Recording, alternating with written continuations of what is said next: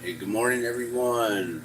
Welcome back to the Glassman's World. I'm Dan the Glassman, and today we're going to be discussing water, why water is important, water is life, every drop counts, talking about the drop of water, and what we're doing for World Water Day, which is coming up on March 22nd. And every year, March 22nd, we celebrate our water, we honor our water, and we do what we can to be a part of the whole entire journey with clean drinking water for all. The mission of water is life. Every drop counts, and yeah, just doing what we've been doing. So today we're going to work on making some of the water drops. I have an order to get shipped out on Monday, which means we're going to be out of water drops again. So I have to continuously make these to keep my inventory up. So as soon as I ship out the ones that I already have made, I'll be out again. So let's keep this going here.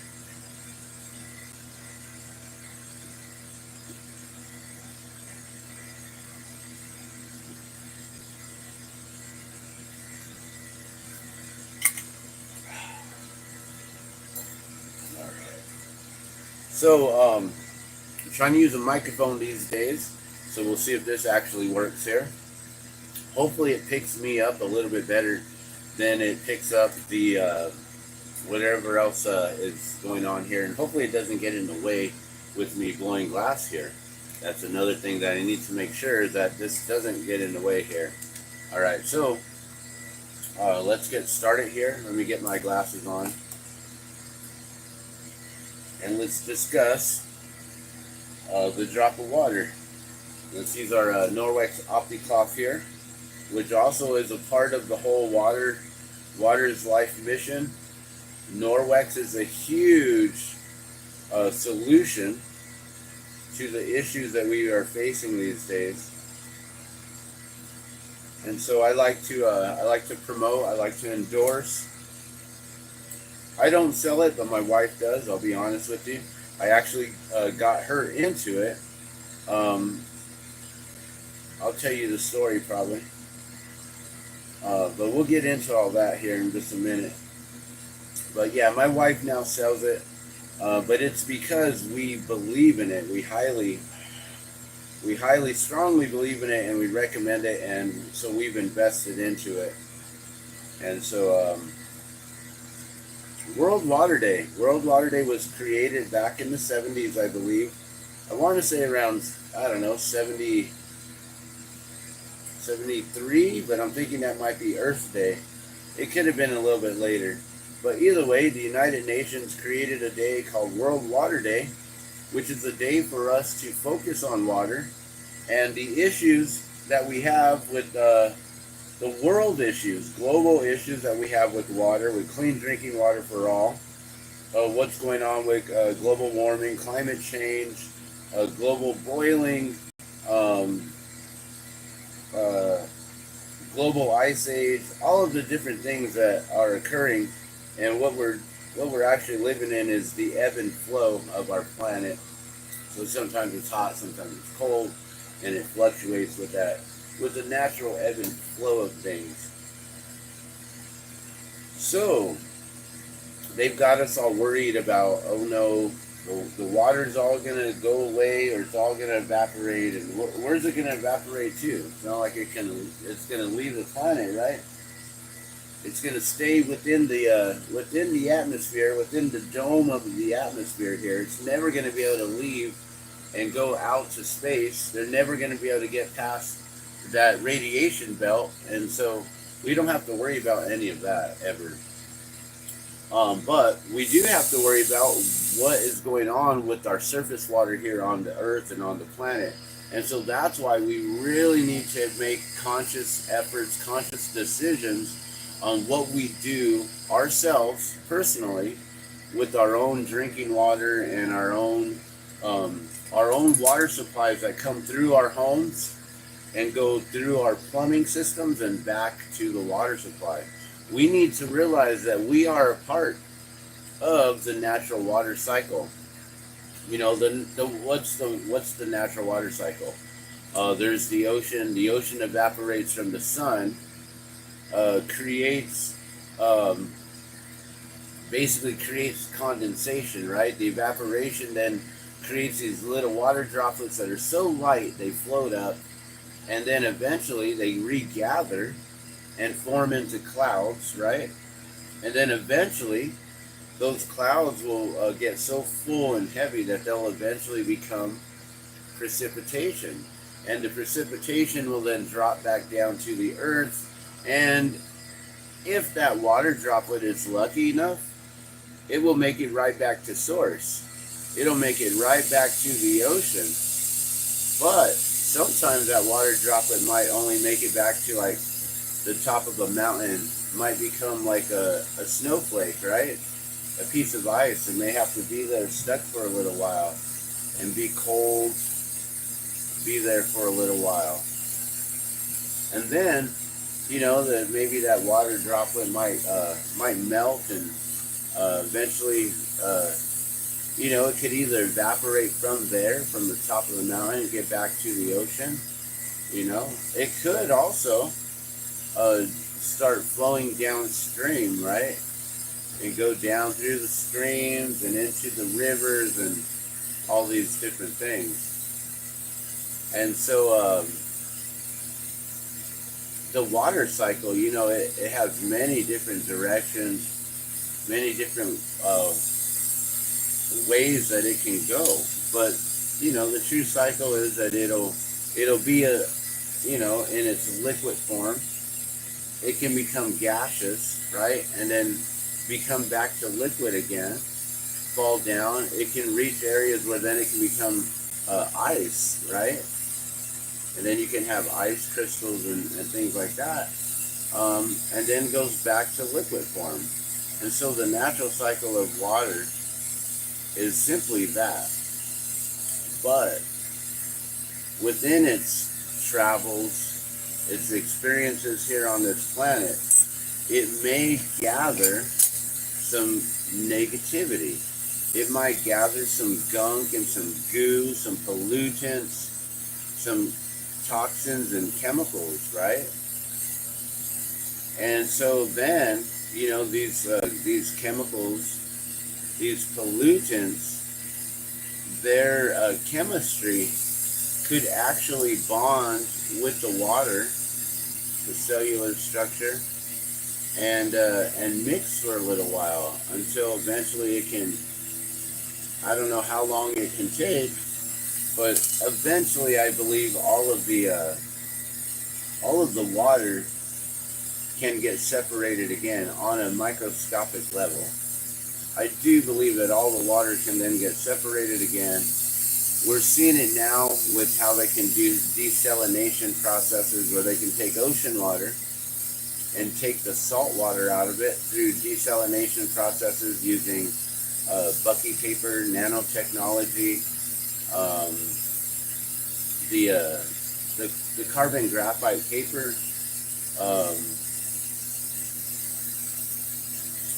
and so they're now learning how they can purify water. They can actually remove toxins and pollutants and all these things from water.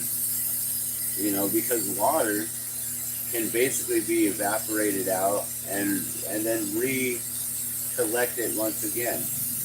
And so water will always find its way. It'll always find its way back to source. It'll always find its natural level, right? It'll always stay flat, you know, it'll always find its surface level. And so the one thing about water is that the cycle of water has been here for millions of years, for as long as the planet's been around, I believe. And we're still using the same water that even dinosaurs drank many, many years ago. It's still the same water. And so that's the beauty of water, and the cycle of water, is that it'll continue to live on and be able to be sourced out. But we need to make sure that we're doing what we can to keep that water clean. And so it's it's our duty given to us by Creator, the one who created water as well, that also created us in order to protect all living creatures on this planet, to be guardians and stewards of this vessel. And so we're supposed to also protect life, and water is life, right? Water is life. Every drop counts.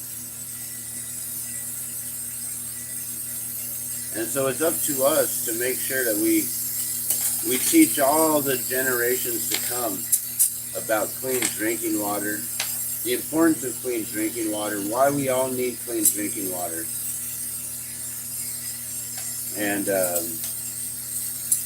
we have to also understand all these other issues that we've created, like mining for more petroleum-based products in order to get, to get like gold and to extract oils, extract gold, silver, uranium, platinum, palladium, cobalt, all these different things that they're claiming that we need because of this global warming, which, it's, to me, I feel like, we're in an ebb and flow. We're always going to be in an ebb and flow. These businessmen, these world elite, those who are in charge, I guess they put themselves in charge, that they have understood that this is going to be an ebb and flow. And so they know that, hey, in the next like 20 to 40 years, we're going to be going through a drought. So we can then utilize that to our advantage and sell the masses on this whole idea that we're going to be in a drought and you need to drink nothing but bottled water, or please conserve your water, or, all these different things. And then they'll be like, okay, now in this year's, we're going to have more of a flow of an influx of water and more water coming in. And then they'll be like, okay, well, now we're going to have to worry about global warming to where too much water is going to come in and it's going to take out all of the coastlines, right? All the homes on the coast, and the water is going to rise up to like 20 feet or whatever, right? Around the whole world, and we're going to be going through all these floods and stuff. And it's like, well, we've already had the great floods in this world, and we're all here right now. We're all still surviving. So I don't see, what they're doing is they understand this ebb and flow. The waves come in and then they go. And sometimes there's high tides where it comes in a little bit more, right? And then there's low tides where it comes in a little less. But there's always the ebb and flow. We're always going to have global warming or climate change, like right now. Let me just change the climate. Ooh, scary. I just changed the climate by a few degrees cooler, turning off my fire. What is climate change? We have heaters, thermostats on our walls, right? We have these things that you press this way or that way, and you want your climate in your home to fluctuate, right?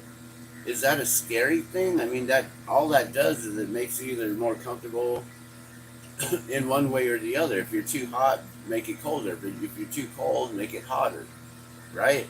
That's what climate change is. So don't let them turn it into a fear-mongering campaign where it's like, oh no, woe is me. All the ice in the world's going to melt all at once. Like, no, that's never going to happen. There's always going to be way too much ice on the ice wall of the Antarctica. and also the Arctic Circle. There's always going to be so much ice, right? In these areas. It's just, that's the way it's going to be. And it will melt. And there will be a rise in the ocean. There is the ebb and flow. It's always going to do this. And sometimes we might have high tide around the world. Like the whole globe might experience an influx. But then eventually, the ice is just going to refreeze again. When we get to a point where it gets too hot, Mother Nature is going to fight back and cause a lot of thunderstorms, and a lot of different things. So you have to understand this. So we're going through this thing called global warming, climate change, global boiling. Like, what are they going to keep on calling these things, right? Now we're the global boiling, we're now going to see an influx of fires, right? You know, the directed energy devices are creating these fires, and all of this stuff is going on, and they're taking all the land, right? But not only are they taking all the land, you got companies like Nestle and Niagara taking all the water, and they've been taking the water for years, for decades, guys. There was a time when I read back, I don't know how long ago, it's been at least 10 years, maybe 20 years at this point now, where I read Nestle went in to California. They paid $800. Only 800, like we can afford that. I can afford $800, right? They paid $800 to be permitted in order to be allowed to extract water from California. And we're not talking like, oh, just $800 worth of water, you know, like a dollar a gallon, or even if we drop it to 10 cents a gallon. Like, no. We're talking millions of gallons, guys. Like, it's ridiculous how much water that they were taking, stealing from Californians. And then, you know, for the last like 10, 20 years, they've been saying that California's in a drought, and that, like, they also, we've learned that they only collect 10% of their rainwater, their annual rainwater, and 90% of it goes right back out to the ocean.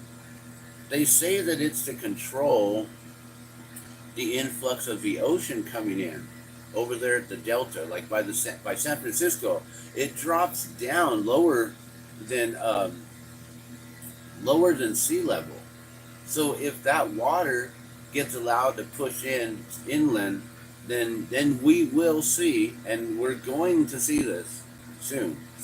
We will see eventually that they're going to stop the water flowing out, pushing it out. They're going to allow it to come in, and we're going to see the island of California form. We're going to see it. That water is going to come through right in the center of California. We see the flooding happening now, slowly.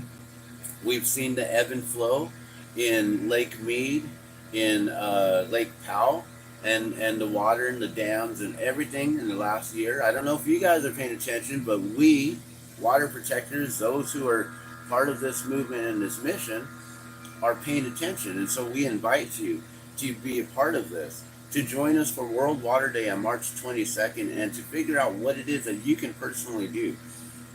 I say, number one, go and just clean up a waterway. Clean up a river. Go to your local river, your streams, some waterway. If you don't have a river, a stream, an ocean, a lake, a pond, like, go find a fountain. Like, I don't know, find some man-made structure, some sort of waterway, a water supply, something, and go clean it up. Just pick up the trash around it and make sure the trash is taken out of the water so it's not as polluted. If we all do a little bit to clean up other people's mess, and yeah, they should be responsible for themselves. You, I, should be responsible for our own messes. So if you ever litter, then you're part of the problem that we have to then go and clean up the mess, right?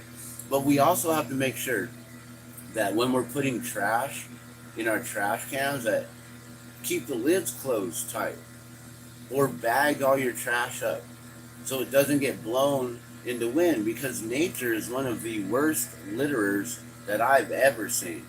I mean, just 2 days ago when we had those winds come in Albuquerque and hit us, every trash can that our neighbors have, I don't know why ours didn't fall over, but their trash cans all blew over, blew all their trash down through our apartment complex, and gathered up in our little patio area, because we got plants and stuff. And so that wind kind of like spins around, makes a little dust devil there, and just collects everything perfectly right in our porch. So Mother Nature is one of the worst litterers if we aren't responsible for keeping it contained. So it's up to us to be the stewards and the guardians, to make sure that we're doing it right. Keep your trash contained, keep the lids closed, keep them tight, If you know that it's going to be windy, put a brick on top of it, right? Just make sure it's not going to blow over, whatever. Like, whatever you can do, be responsible for your own mess, right? Wipe your own butts, stay clean. So, on World Water Day, go out and clean a river, clean a pond, clean something. Also, learn how to make a natural rain filter.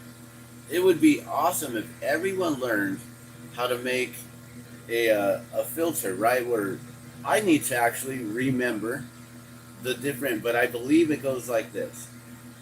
I believe you put the big rock, and then you have the activated charcoal, and then you got the little rock. But I could be wrong. It could be activated charcoal on top, and then the rock. And I could be wrong because it could be the activated charcoal on the bottom.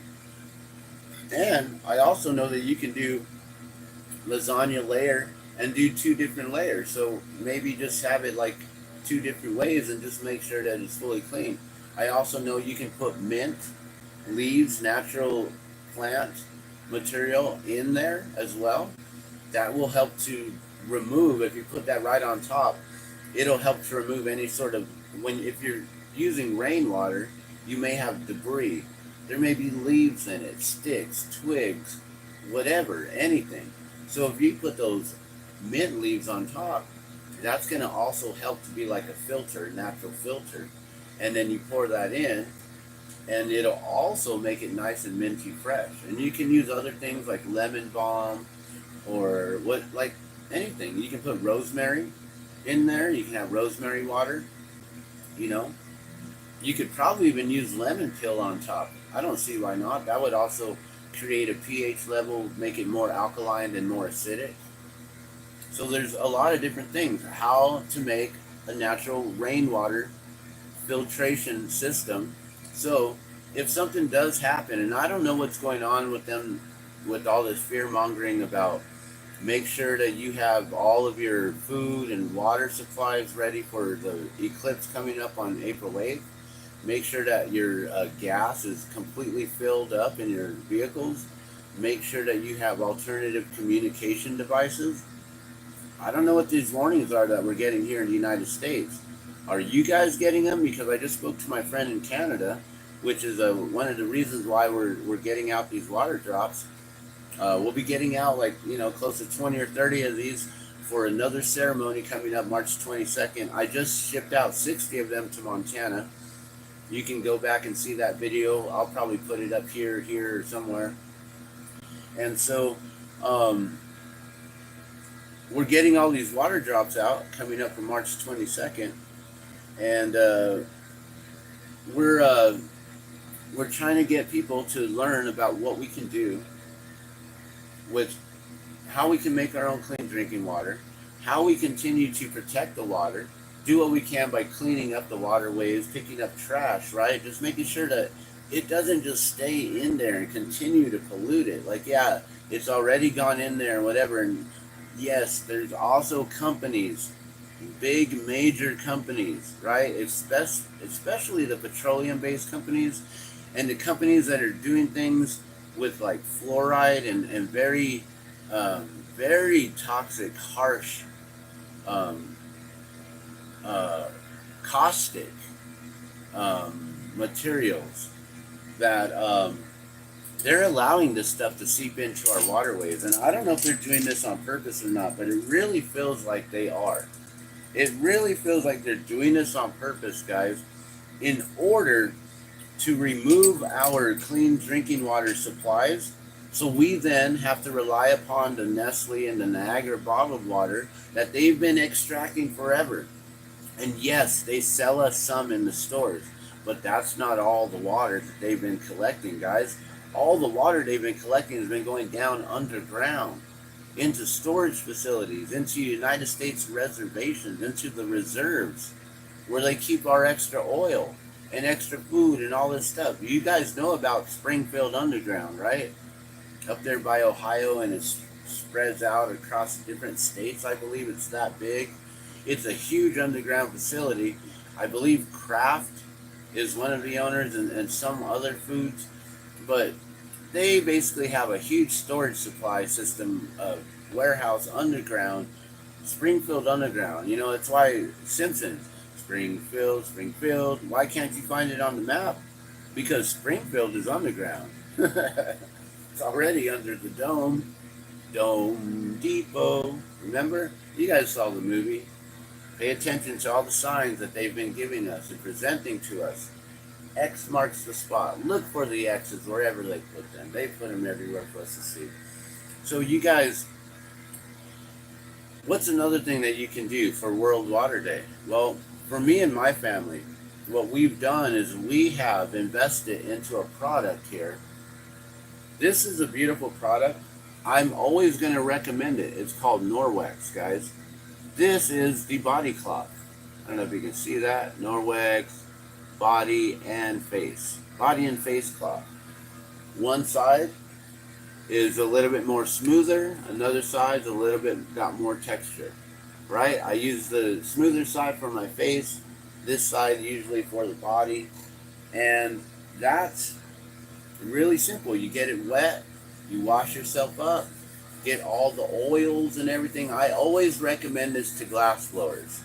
All of my glass blower community, you guys need to invest in this because this removes all of the oils and all the dirt and debris from your fingers. Because when you blow glass, your fingerprints will get on your finger, on the glass, right? And you don't want that. And you can also use the OptiCloth, which was designed for the glasses, right? And for the smart devices like this one here, the phones, all of your different devices.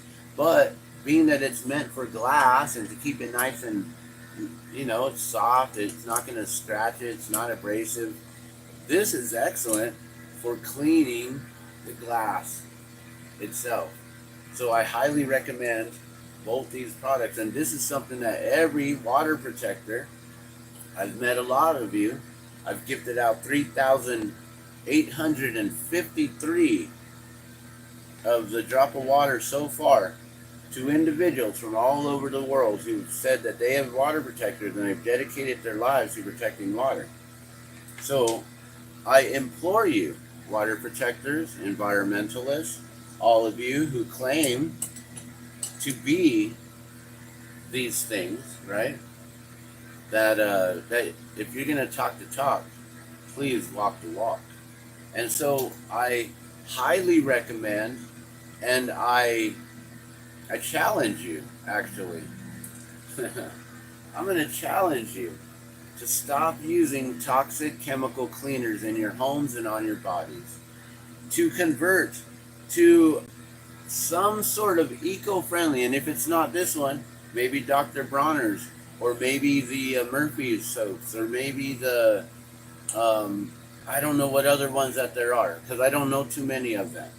Because I was brought up in eating bologna and eating, like, you know, my parents didn't teach me the right things. They didn't teach me how to be a water protector, how to be an environmentalist, how to recycle things, how to care about stuff. They didn't teach me about this stuff. I taught myself about this because I eventually felt it in my heart and my soul that this is what we're supposed to do, is to take care of the planet, take care of each other, of you and me, of each other, right? We're supposed to be doing this stuff. So it was within my heart and my soul that I felt this calling.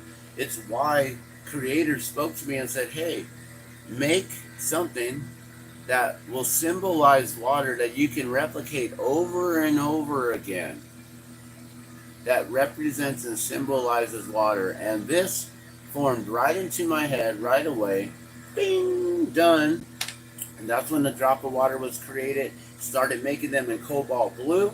I realized, hey, when you go inside, that cobalt blue looks like it's black. That looks like it has oil in it. So then I decided we're going to go with clear glass. Now, the reason why I didn't want to go with clear glass at first was because as an artist, I kind of felt like selling these for $10 was like, I don't know, it's just clear glass. Like I make the ones in here that have the cool designs on them, right? You make ones like this here.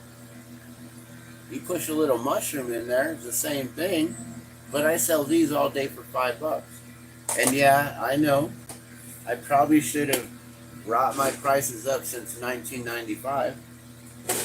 But I'm one of those guys that want to pass on that deal to my customers and make sure that I'm not just trying to just nickel and dime you and just take everything from you. Like if I can continue to make these for $5 for my whole entire career, that would be awesome. I would love to be able to do that. But the drop of water is different and it's special. And it's all about water's life. And it's all about teaching others and encouraging and inspiring others to become water protectors, to become environmentalists. And by simply wearing the drop of water, you know, becoming a water protector and wearing the drop of water and actually showing it, symbolizing it. When you see others wearing the drop of water, you know that either they were gifted the drop of water, which means that they were honored because they decided to be water protectors, right? Or they purchased one. Maybe they got one of these beautiful necklaces here off of me years ago because they wanted to simply help with gifting and to be able to help me monetarily by purchasing a gift for themselves, which they knew would then help me to continue this mission of just gifting out of my own pocket. You know, I don't have this set up like a nonprofit or anything like that. This is me. I'm an artist and I'm just giving. Like I don't have this set up in any way. Like I don't, like the only thing that I know is I've gifted out 3,853 of them so far because it's what I've kept in my head, the tally. You know, I used to have a website that we kept the tally on there, but that website I haven't updated it. I don't know what I'm going to do with it. I don't know if I have the support for the drop of water anymore. I know there are individuals who hit me up every year for World Water Day for March 22nd, and they say, hey, if you're still doing the drop of water, we'd love to get some more from you because we're going to be having a ceremony. We're going to honor these individuals, and we'd love to get some more from you. And so they support me by purchasing them at a wholesale cost. You know, I normally sell them at $20 for $100. So if you want to do this, it's very affordable, $100. Also, if you just wanted to make money off of this, you can purchase the 20 for $100, sell them for $10 each. So then that's $200, right?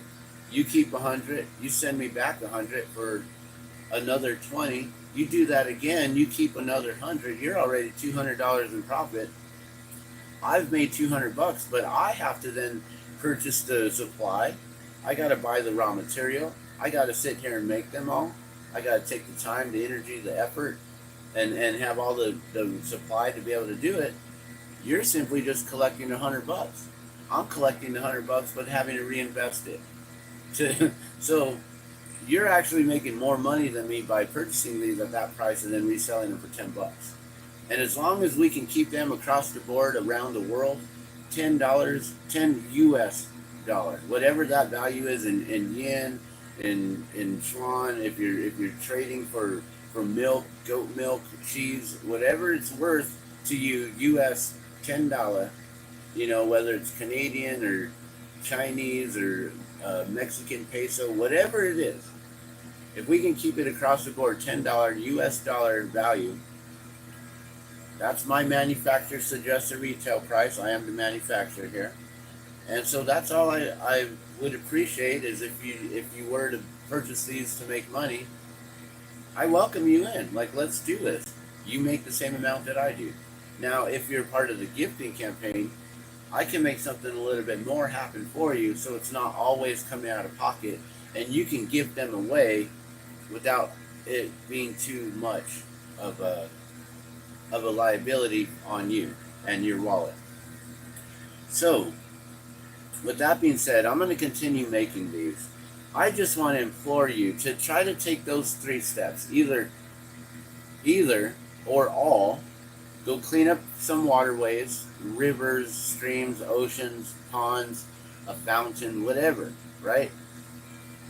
Learn how to make a rainwater filtration device just in case. And also figure out how you're going to collect rainwater just in case anything goes down for the solar eclipse or whatever's happening April 8th. We'll see if it's an EMP attack or what. What are they going to do? Like, what's going on? Are we going to have no Wi-Fi? Am I not going to be able to talk to you guys here? Are we not going to be able to get our money out from crypto or from our banks? Are we not going to be able to have any sort of thing? But if crypto shuts down and or Wi-Fi shuts down and no one has Wi-Fi, does that mean that everything is still like going up, right? Stocks are still, well, I don't know if stocks are going to go up, but will crypto still climb while things are shut down, like in the whole background, you know? Because that happens a lot of times, you know, where, oh no, you can't trade right now on Coinbase or somewhere, or this or that. It got shut down, but at that time, while you can't access your crypto funds, things are still going up. And you're like, no, I wanted to buy more before, like, you know? So you gotta wonder what's gonna happen. Is it gonna be an EMP? So make sure that you clean some water, learn how to do a rainwater filtration device, and use the activated charcoal. Learn how to make activated charcoal. Also, invest in a product. I highly recommend Norwex. My wife sells it. I can put her consultant website link down below, which I will, and you can go visit that. You order from her website, and she basically makes a 30% commission. That's it. It's not like we're banking or anything, and it's not like she makes sales all the time. So it's probably like 2 or 3 people per month that purchases from her. That's it. There's only a few of our friends that we've been able to actually be like, hey, yo, you want to live in the future with us here and convert over to something like very futuristic? This uses only water to remove 99.9% bacteria. You don't need soap. You don't need conditioner, but you can use Dr. Bronner's. You can use a natural cleaner. You can definitely use a natural enzyme cleaner, detergent, something like that. But you can also just use water. And it removes 99.9% bacteria from your skin. If you have a cleaning cloth, then you can use it for, do I have one? I don't have the Norwex EnviroCloth, but if you had an EnviroCloth, you use that for all surfaces. Cleaning the walls, cleaning the refrigerator in and out, cleaning your toilet, cleaning your bathroom, everywhere, cleaning the floors, whatever you need. If you needed to use the EnviroCloth for your body, you could use it to clean your body. You can use it for cleaning glass. You can use it, and then you would use a window cloth to get rid of all the streaks, so you don't need Windex, and you get a streak-free shine with just Norwex, guys. You can actually invest in this real simply for only 20 bucks. Real quick and easy. Get an EnviroCloth, check it out, see how well it works. Okay, before I got into Norwex, I was using the vinegar and baking soda, right? And then add a little lemon juice to it, right? That's what a lot of the hippies use, all the natural tree-hugging hippies and everyone, all the environmentalists and stuff, right? But when I got Norwex, the very first time I used the floor system, we were cleaning the floor, mopping the floor with the vinegar and the baking soda and the lemon juice, right? And it was clean. We're like, yeah, that's clean. There's no chemicals on there. We had a baby, right? Crawling on the floor. We had cats crawling on the floor, right? We didn't want our babies and our pets to be on a bunch of chemicals. A lot of people use that Swiffer, right? Don't be using that. It has a warning that says, if you use this and your dog, like, make sure that you put a dish of water out, because they're going to start licking themselves and they're going to get it on themselves. And if you don't have enough water to flush the toxins down, they can get sick and get poisoned from walking around the Swiffer floors, guys. And babies are crawling around that stuff, and you guys think that you have a clean home because it smells like Pine Sol or smells like Ajax or Windex, because it's got a smell of chemicals. You think, this is a clean home. It's like, no, a clean home is no smell. Fresh, like walking outside. That's a clean home. right? No chemicals. You don't smell the dryer sheets from your laundry. You don't smell the linty stinkiness of that laundry, right?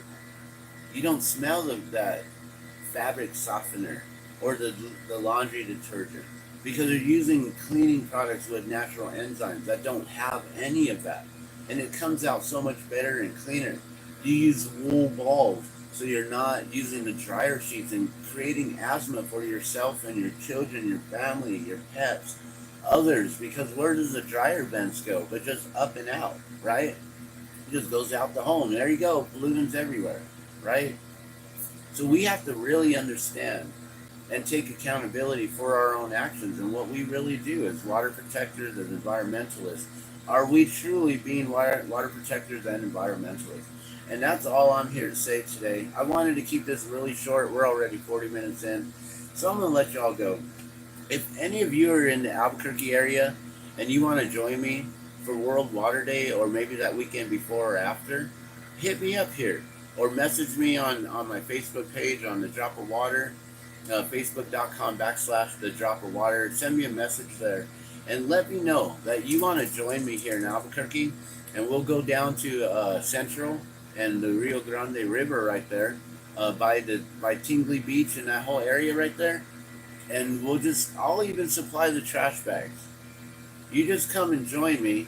I'll bring some trash bags and we'll pick up trash together.